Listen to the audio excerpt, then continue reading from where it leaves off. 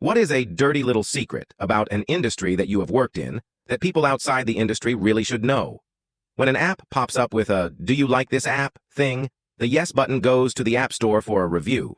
The no button goes to an internal complaint process. This, on average, filters upset customers away from the App Store and artificially raises app score by a whole star on average. That is the only way most corporate service apps have 4 stars. A very popular local bagel shop bakery I worked at advertised all of our baked goods were homemade, dozens of muffins, Danish cinnamon rolls, etc., and they were not. They all came from Cisco, frozen on sheets.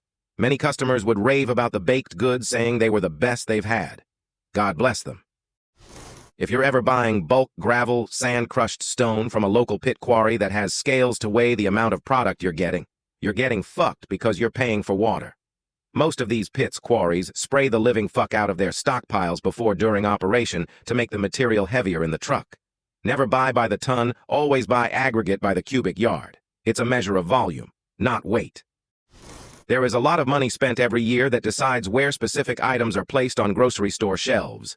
If you're at a grocery store that's part of a chain, and you look at a shelf and there's an item that's approximately at eye level, I guarantee you that the company that makes that item paid a lot of money to put them there.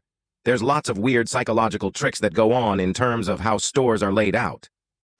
I wouldn't say it's mostly a secret, but agency staffing firms churn and burn college graduates who are basically thrown in the wild. The recruiter you worked with may be gone in 6 months, and that's why a lot of ghosting happens. Ex-farmer here. Specifically, I worked at a bio-certified one.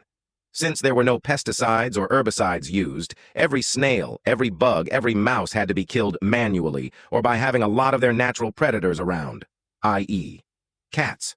The reason? Nobody buys tomatoes or anything else with snail bites on them. Wells Fargo and other banks, WF is just the worst I've had experience with, likes to come up with ways to illegally charge you fees. They then eventually get sued, pay a fine that is less than 1% of the profit they made on those fees, then finds a new, slightly different way to fuck you some more. Rinse and repeat. Find a good credit union. Mega banks are all screwing you over. People like to think that data analytics is some objective truth when there is so much bias and room for subjectivity in data collection, analysis, interpretation, and communication. Oftentimes, insights are cherry-picked datasets deliberately presented to make a specific point, rather than having the data craft the conclusion. Aerospace has a phrase, "get healthy in maintenance." Underbid the contract to win to the work, then they overcharge on the maintenance activities. It's an investment strategy that pays well. Many aerospace sites have cash cows, long-term maintenance contracts that keep the money coming into the site.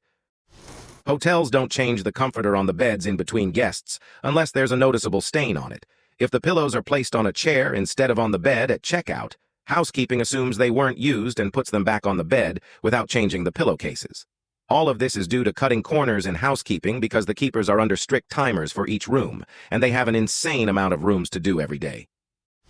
Unless it's a chocolate-themed cafe, there is a good chance your hot chocolate is just made with the powder used to garnish your cappuccino. Also, although I never did this, I've known plenty of baristas who will give you the wrong milk, either by accident when they're in a rush, or on purpose if you're rude, or sometimes when they think you're just snooty with your milk choices. So if you're lactose intolerant, be sure to mention it. I apologize in advance.